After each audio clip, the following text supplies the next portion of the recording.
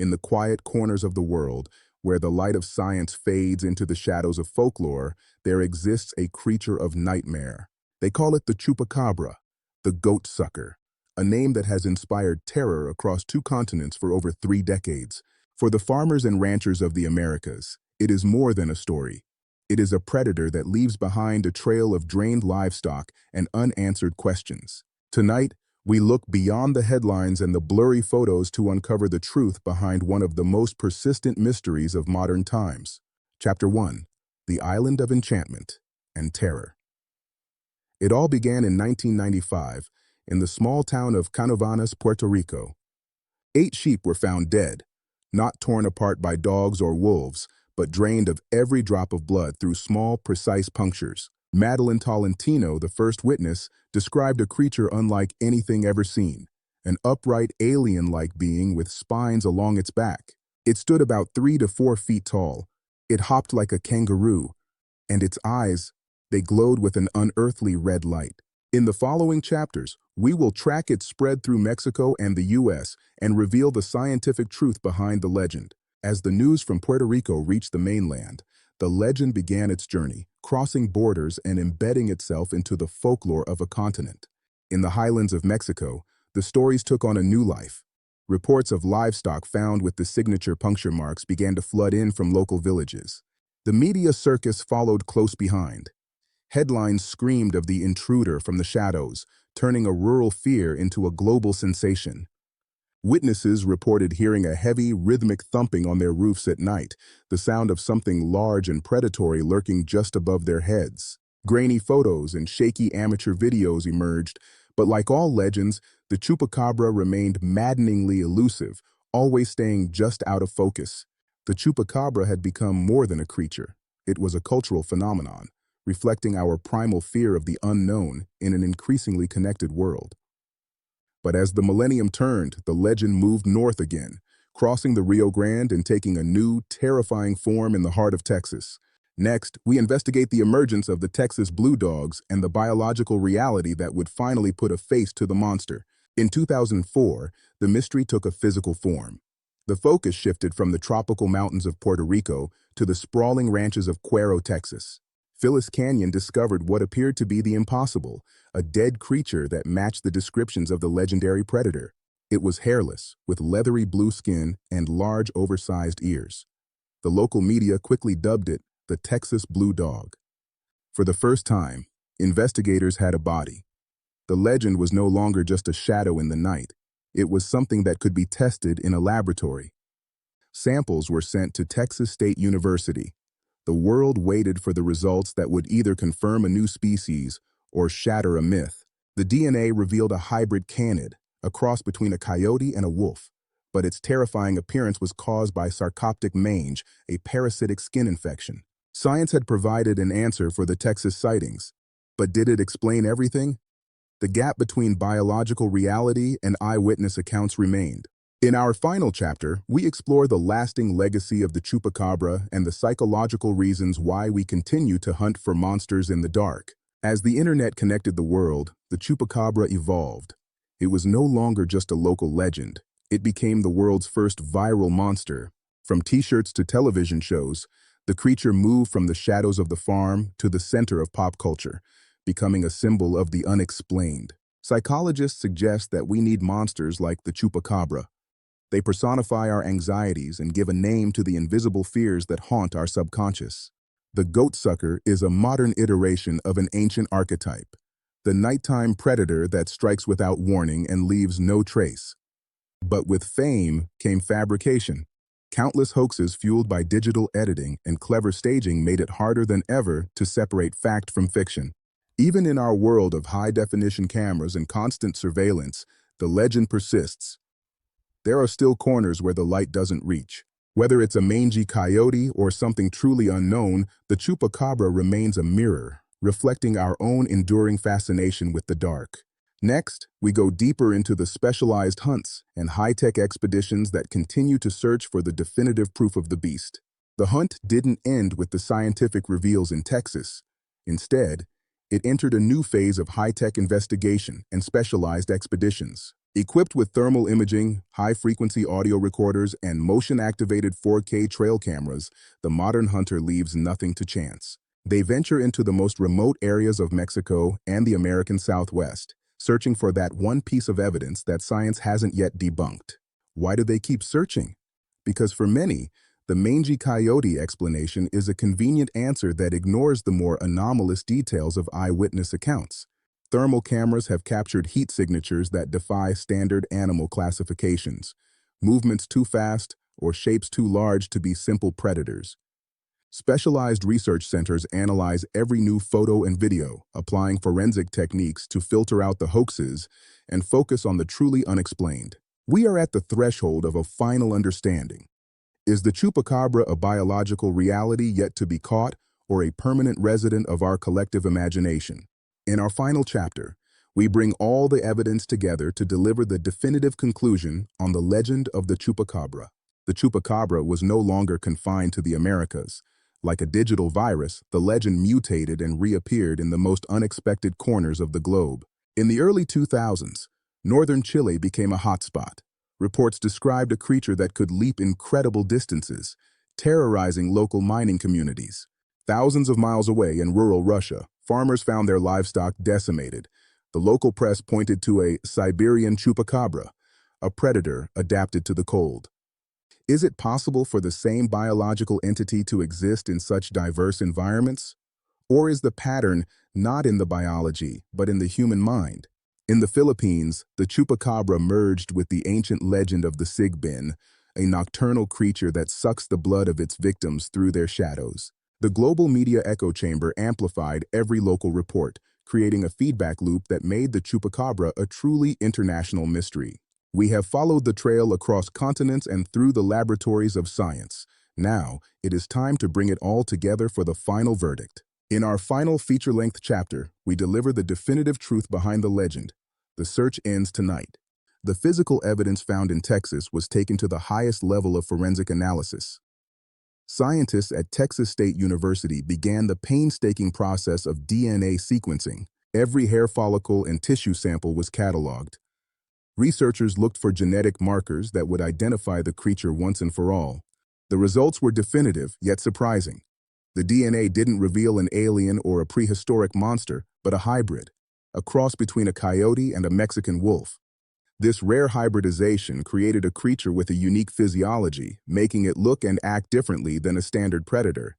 Furthermore, the test confirmed that the creature's hairless, leathery appearance was the result of a severe and chronic parasitic infection. But while DNA could explain the biology of the Texas specimens, it struggled to explain the reports of bloodless livestock and the bipedal creature from Puerto Rico. The Texas blue dog was a breakthrough, but the mystery of the chupacabra remained wide open.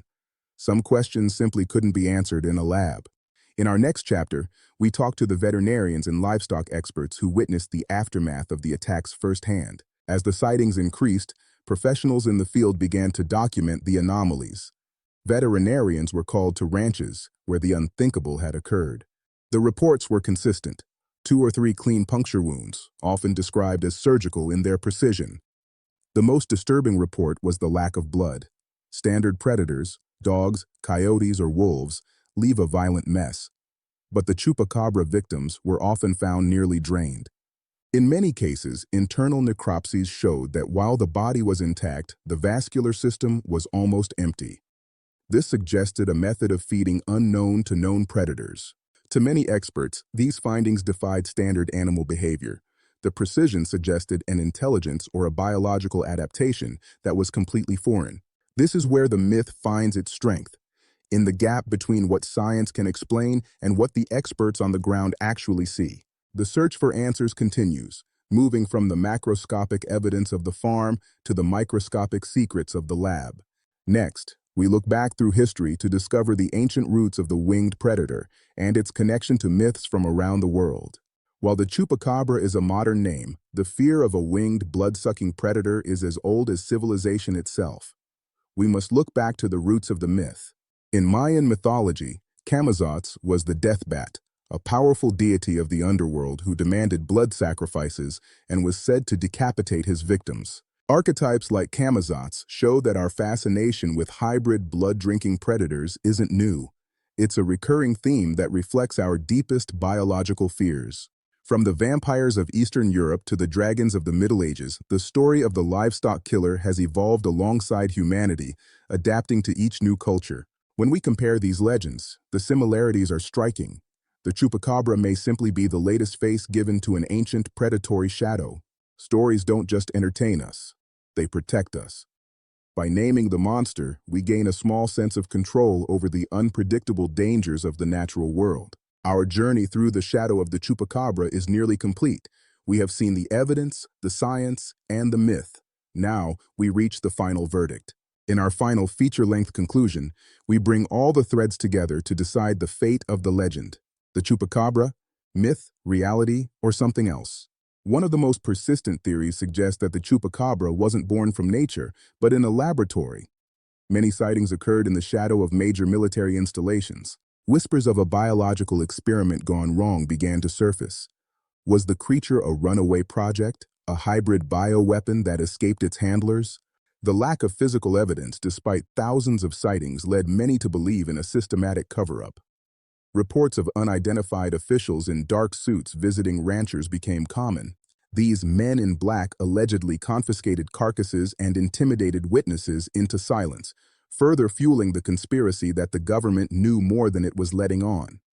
Freedom of Information Act requests have yielded thousands of pages, yet the most critical details remain hidden behind walls of ink and classification. While mainstream science remains silent or dismissive, the volume of anecdotal evidence continues to grow. Silence, in this case, only breeds more suspicion.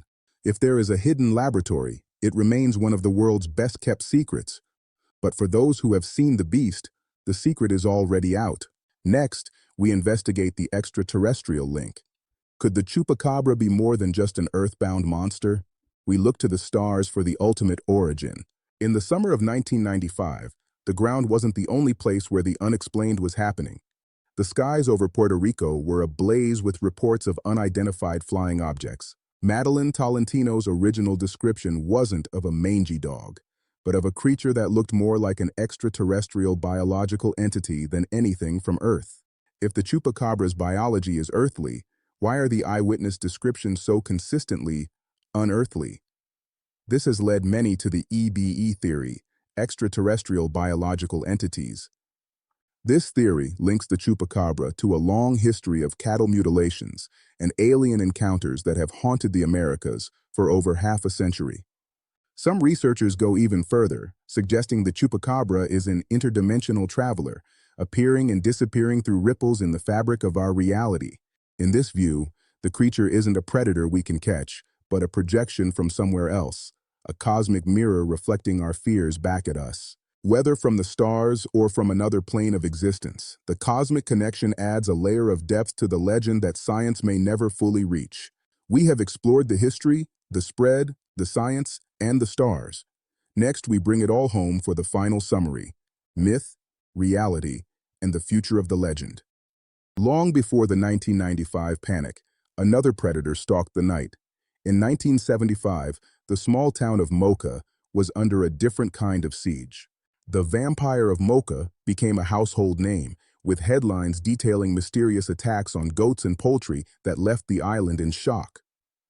The similarities were undeniable: puncture wounds, drained carcasses, and a predator that seemed to vanish into thin air, leaving no tracks for trackers to follow. When we look at the reports side by side, we see a recurring pattern of fear that suggests the legend was already waiting in the shadows for decades. Witnesses then, like now, struggled to find the words for what they saw. A shadow, a flash of eyes, and the sound of heavy wings in the humid night air. Was the Chupacabra simply a new name for an old visitor? Or does the land itself hold secrets that emerge once every generation to test our understanding of reality? The Mocha sightings eventually faded, but they left a deep scar on the collective memory of the island, a scar that would be reopened 20 years later. Next, we examine the ecosystem of fear, how standard predators are transformed by human imagination into the monsters of our nightmares. Every ecosystem has its top predator. In the wild, we understand their roles, their patterns, and their places in the food chain. But when an event occurs that doesn't fit the pattern, a kill too precise, a predator too elusive, the ecosystem of fear takes hold. Human beings are hardwired for pattern recognition. When we can't find a natural explanation, our minds fill the gaps with the supernatural, projecting our deepest anxieties onto the landscape. The environment itself acts as a filter. In the thick brush of Texas or the jungles of Puerto Rico, visibility is limited and every sound becomes a potential threat. Social amplification plays a critical role. A single sighting is whispered from neighbor to neighbor, growing in scale and terror with every retelling. This is how a monster is born, not from a single encounter, but from the interaction of a real predator, a suggestive environment, and a community's shared fear. Even when the biology is explained, the ecosystem of fear remains. The myth has already taken root, becoming a permanent part of the land's history. Next, we conduct a deep dive case study into the most documented encounter in Chupacabra history, the Cuero, Texas incident of 2004. In the summer of 2004, the small town of Cuero, Texas, became the epicenter of a global media storm. It was here that the legend finally left a trail of physical evidence. Phyllis Canyon didn't find a shadow, she found a body, a creature so strange that even the most experienced ranchers in DeWitt County couldn't identify it. It was leathery, hairless, and possessed a piercing blue gaze. It didn't look like a coyote, and it certainly didn't look like a domestic dog. The Cuero mystery was born. As photos of the creature hit the local news, panic and curiosity spread. Every strange sound in the night was now attributed to the Chupacabra of Cuero. The world's leading biologists and cryptid researchers descended on the town, eager to conduct the first systematic study of a potential new species. Initial reactions were split. Some saw a new predator, while others saw a known animal transformed by disease. The tension between folklore and biology was at its peak. Armed with trail cams and night vision gear, researchers spent weeks in the Texas brush, hoping to catch a second living specimen on film. In our final feature-length conclusion, we reveal the ultimate results of the DNA analysis and decide the fate of the Chupacabra legend. Science has given us an answer for many of the sightings. Sarcoptic mange and rare hybridization explain the physical reality of the Texas blue dogs, but biology alone struggles to explain the 1995 reports from Puerto Rico. The bipedal creature with red eyes and the precision of the bloodless kills remain anomalies that defy easy classification. The Chupacabra has become more than an animal. It is a modern myth, a vessel for our collective fear of the shadows that exist just beyond the reach of our street lamps.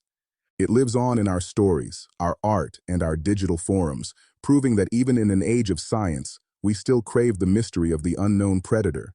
Whether it's a creature of flesh and blood or a projection of our own psyche, the Chupacabra reminds us that the world is still a place of wonder and of terror. In the end, the legend of the Chupacabra will never truly be caught.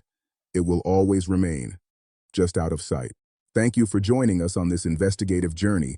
Keep watching the Cryptid Investigation Files. Hit the like, follow, subscribe, and leave a comment. Good night.